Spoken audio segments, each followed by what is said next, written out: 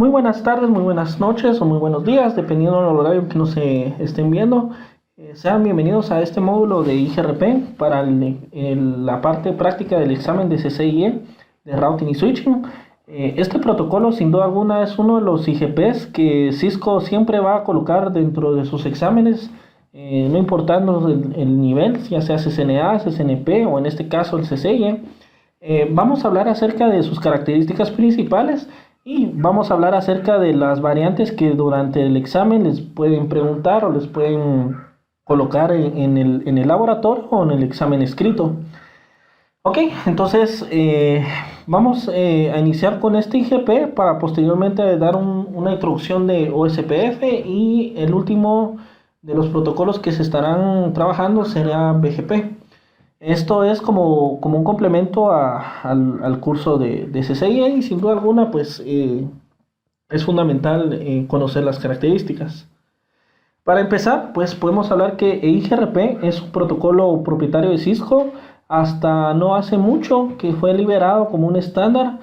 Hoy en día implementaciones de Linux como Quagga Linux, podemos ver una variante de, de IGRP en un estado open source, es decir, Cisco liberó toda la parte de la configuración para que se pueda implementar a nivel de lo que se le llaman white boxes, que son básicamente equipos de enrutamiento que básicamente la idea es tener instalado un Linux, y en ese Linux pues instalarle cualquier daemon que sea para la parte de enrutamiento. Entonces, ok, dentro de las características que podemos mencionar de IGRP es que existen dos formas de configurar, dos, por así decirlo, métodos de configuración. El primero es el modo clásico. El modo clásico de IGRP, el que se configura con el comando router IGRP y el número de sistema autónomo, es básicamente el identificador del proceso de IGRP, y declaramos las interfaces con el comando network. La wildcard pues es opcional en esta parte de configuración. Esto se le conoce como el modo de configuración o las sentencias de IGRP, y es el modo clásico, ¿sí? El modo clásico usa una métrica de 32 bits,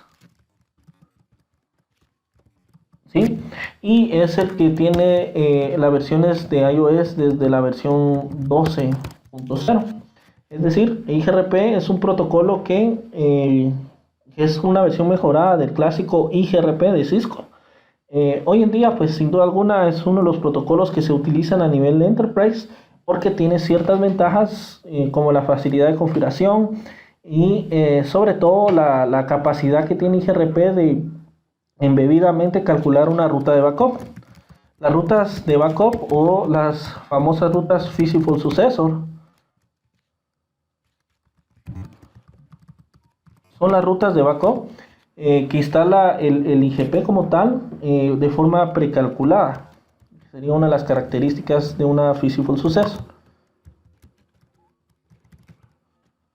Precalculada quiere decir que proactivamente determina una segunda o una tercera o una cuarta mejor ruta, y eso a la larga es algo muy importante dentro de un IGP. Ya vamos a platicar por qué. Otra de las características de este método de configuración es que es el método que venía explicándose desde el CCNA y el CCNP. El CCIE ya les pueden preguntar directamente en la nueva forma que se llama Multi-Address Family,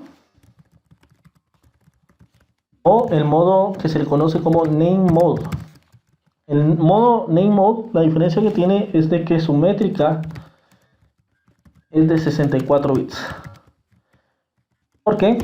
Porque IGRP tenía una particularidad, que cuando teníamos enlaces que sobrepasaban los 10 gigabits, los 40 gigabits o enlaces de 100 gigabits, para IGRP son de la misma manera, y por lo cual él pierde visibilidad cuando tenemos enlaces con anchos de banda muy altos.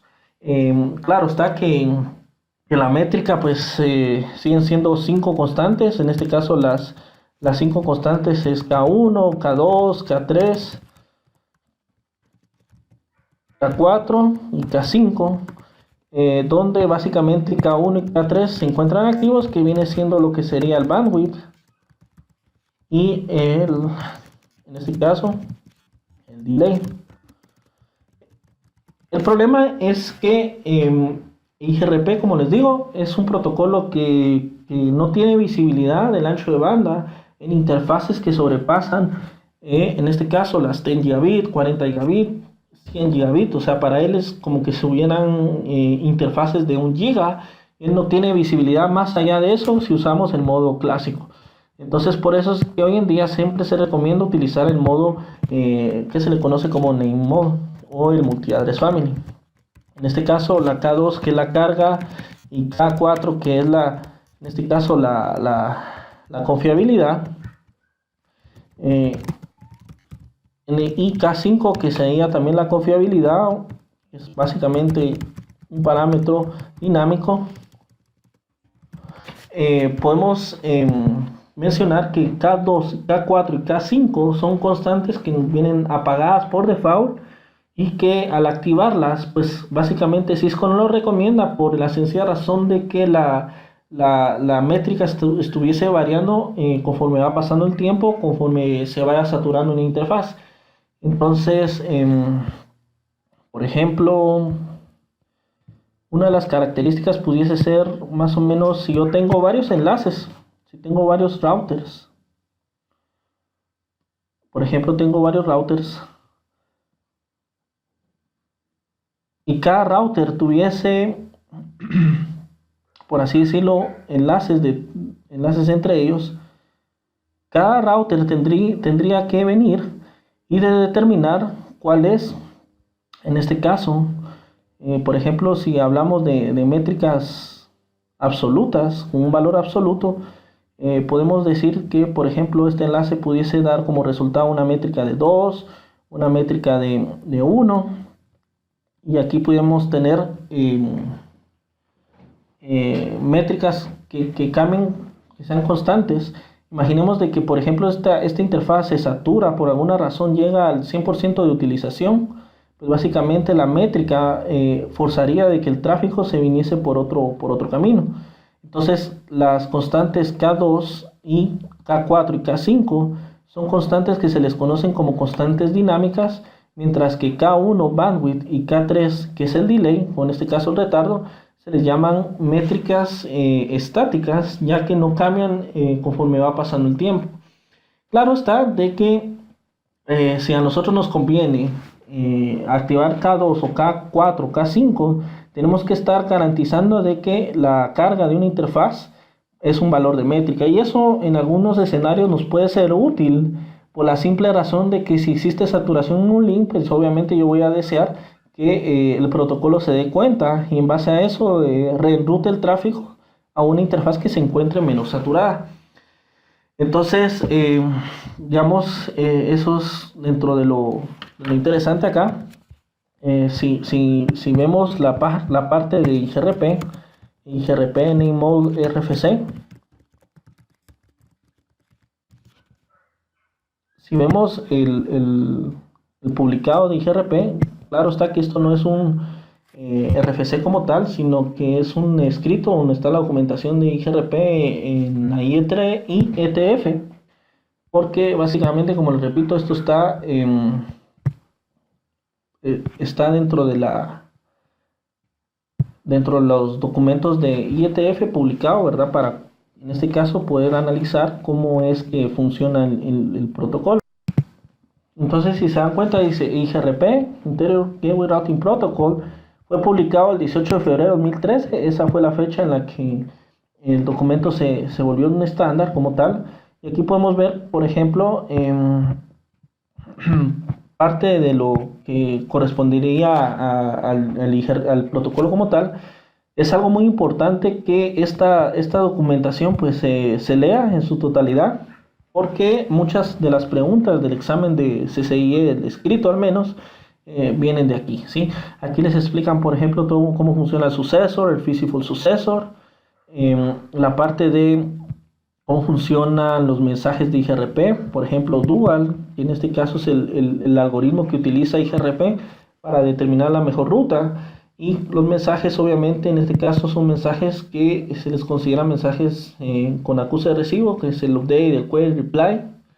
Y básicamente aquí les dan una definición cómo es que Dual determina la mejor ruta libre de bucles en una topología dada. Y bueno, aquí aparecen los detalles específicos de cómo se puede dar el stock inactive o temas que durante el CCNP se han estado estudiando, pero como les repito, es necesario de que pues se entre a leer la documentación como tal, ¿verdad? La documentación completa del protocolo. Si le coloco RFC, ustedes pues van a ver la parte de la documentación. La parte de IGRP como tal, en la versión NICMO, ya vamos a ver unos ejemplos de configuración. De igual manera, en la documentación de Cisco se encuentra. Si ustedes entran a cisco.com, cisco.com,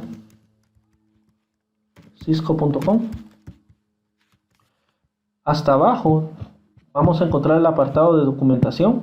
En documentación, ustedes buscan donde dice iOS Nexus, en iOS, y desde la versión 15 M y T, la versión 15.3 por ejemplo, y pues vamos a hacer clic en cualquiera de las releases. Puede ser por ejemplo la primera release, y acá donde dice Configuration Guides van a encontrar todas las guías de configuración, como su nombre lo indica, de los IGPs. Y esta documentación es parte de la documentación que se les permite durante su examen de CCIE. Acá abajo podemos ver que dice IP Routing. En IP Routing ustedes pueden hacer clic en IGRP, y dentro de IGRP va a aparecer la parte de IGRP, la configuración básica, IGRP como PSE, Site of Origin, que es un mecanismo de loop prevention, la parte de Stop Routing, que también es algo muy importante, y algunas funciones avanzadas de IGRP, como por ejemplo IGRP Over the Top, OTP, que es una función de IGRP que nos permite extender la capacidad de IGRP en la WAN usando un protocolo muy nuevo que se llama Lisp, que a nivel teórico pues se ve solamente en el examen escrito. También aquí en la parte de IGRP, en IGRP aquí van a encontrar los configuration examples. Lo interesante de los configuration examples es algo que yo les recomiendo mucho, porque por ejemplo aquí les muestran cómo configurar IGRP en el modo clásico e IGRP en el modo, en este caso en el modo nombrado o el multi-address family. Si yo le doy clic acá, pues si se dan cuenta aquí me aparece la configuración básica de IGRP, las que ya todos conocemos desde CCNA, y la nueva forma que se conoce como name mode. Si se dan cuenta, no diferencia mucho. La diferencia más importante es de que el proceso de IGRP nativamente puede levantar tanto el address family IPv4 como el address family IPv6, y yo puedo pues levantar las dos instancias al mismo tiempo. Entonces eso es algo muy interesante, y no solamente lo puedo hacer de forma global, sino que también dentro de BRF, si en este caso estoy enrutando tráfico con capacidades en este caso cuando tengo BRFs. Entonces pues es básicamente declaramos el protocolo IGRP, le colocamos cualquier nombre al proceso, y dentro del proceso levantamos el address family y declaramos en esta parte el autonomous system, ya sea para IPv4 y el autonomous system para IPv6, si en este caso estuviésemos levantando IPv6, y ya dentro del address family mode ya declaro las interfaces correspondientes a IPv4. Lo interesante de IPv6 es que en automático él declara todas las interfaces. Aquí sucede a la inversa, aquí todas las interfaces están en automático declaradas dentro de IGRP para versión 6, y si yo no deseo declarar alguna, pues simplemente entro a la interfaz y le doy shutdown, pero al proceso dentro del proceso del address family IPv6. Entonces ya lo vamos a ver en ejemplos, pero como les digo, esta documentación es muy muy importante, algo que es necesario ver es la parte de el equal cost multipath o el unequal cost multipath, la parte de sumarización y redistribución dentro de IGRP. Algo muy interesante acá es que en los configuration examples aquí van a encontrarse, como les repito, todas las distintas variantes del IGP. O sea, siempre es recomendado leer la documentación y ver los configuration examples. Igual dentro de su material estaremos levantando un workbook de IGRP donde ustedes pueden pues practicar cada una de las distintas variantes del protocolo. Entonces, propiamente viéndolo acá, sabemos nuevamente IGRP construye tres tablas: la tabla de vecinos, la tabla de topológica y la tabla de enrutamiento. En este caso la RIB. Algo que es importante recalcar es que IGRP es un vector distancia.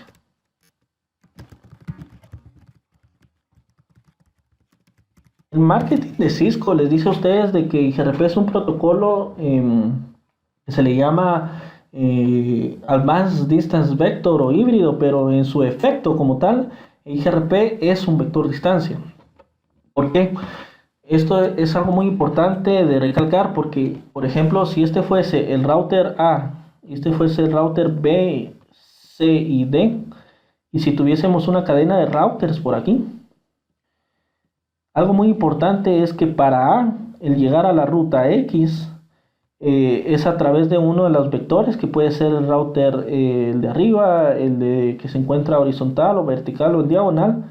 Pero lo interesante es de que el router A no sabe más que la información que sus vecinos le da. Eso es una de las principales características de un IGP, que él no ve más allá de lo que sus vecinos le cuentan. Él no construye una tabla topológica como lo hace OSPF, sino que él básicamente confía en lo que los vecinos le indican. El router C nunca le va a declarar a router A la red X si la red X no se encuentra en su tabla de enrutamiento, su RIB. Esto es algo muy importante. IGRP no publicará nada o no anunciará nada que no instale en su RIB local. Eso es algo muy importante porque si por alguna razón, por ejemplo, él prefiere la red X vía, no sé, un EBGP, por decirles algo, entonces él jamás va a publicar esa red X a el router A, que se encuentra aquí en diagonal, porque no agregó la ruta X vía la RIB de IGRP, sino que vía EBGP. Entonces, esa es una de las principales características de los protocolos vector distancia que hay que tomar en consideración. Por principio, los routers que son vector distancia, en este caso utilizando un protocolo vector distancia, nunca van a publicar ningún prefijo que no tengan instalado localmente en la RIB. Y esto es debido a que es un mecanismo de protección del IGP. Y esto se cumple tanto para, en este caso, cualquier vector distancia, puede ser IGRP, puede ser, en este caso, RIB versión 2, que son dos protocolos vector distancia que hoy en día pues tenemos a disposición.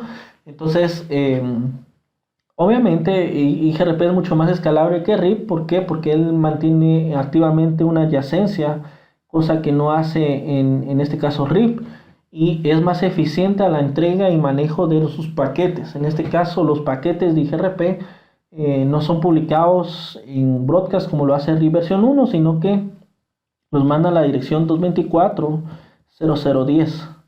En este caso es el multicast, como se descubren los vecinos, y en base a Unicast se entregan las actualizaciones. Una vez descubierto el vecino, ya no necesita mandarlo en multicast, sino que directamente lo anuncia vía multicast, perdón, vía Unicast. Y para IPv6 es FF02.2.A. Entonces, las dos direcciones multicast, tanto para IPv6 como para IPv4. Esto es a tomarlo en consideración para el diseño de IGRP.